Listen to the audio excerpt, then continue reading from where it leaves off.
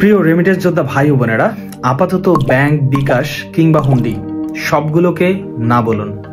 আপনারা হয়তো ইতিমধ্যে জেনে গেছেন, সাধারণ শিক্ষার্থীদের সাথে সাধারণ শ্রমজীবী মানুষ সহ শিক্ষক, সাংবাদিক এবং আইনজীবীরা একাত্মতা ঘোষণা করেছে এবং এটার নেপথ্যে আমাদের রেমিটেন্স যোদ্ধা ভাইদের অনেক বড় একটা অবদান রয়েছে, আর তা হলো রেমিটেন্স শাটডাউন।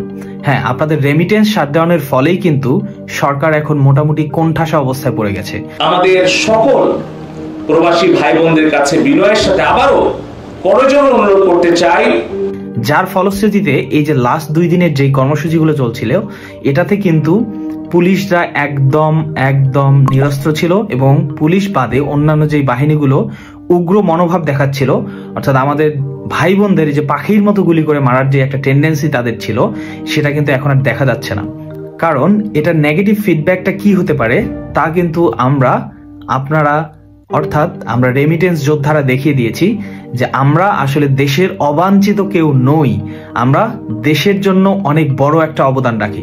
তো যাই হোক, আপনাদের একটু সচেতন করতে চাই আমি যে এখন আমরা যারা ব্যাংক, বিকাশ কিংবা হুন্ডির মাধ্যমে টাকা পাঠাচ্ছি, পারতপক্ষে এটাকে একটু অ্যাভয়েড করার চেষ্টা করেন। ব্যাংক তো আমরা করবোই না, বাট বিকাশ এবং হুন্ডি এই দুইটাতে একটু ঝামেলা আছে, কারণ বিকাশ হচ্ছে কিন্তু ওভারঅল ব্যাংকিং চ্যানেলেরই একটা অংশ।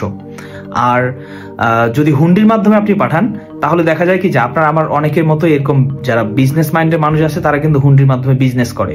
তো যার ফলে তারা করে কি যে ওরা টাকাটা কালেক্ট করে ওরা ব্যাংকিং চ্যানেলের মাধ্যমেই কিন্তু দেশে পাঠায়। সো দেখা যাচ্ছে যে ঘুরে ফিরে একই হচ্ছে, মাঝখান থেকে কেউ একজন লাভবান হচ্ছে।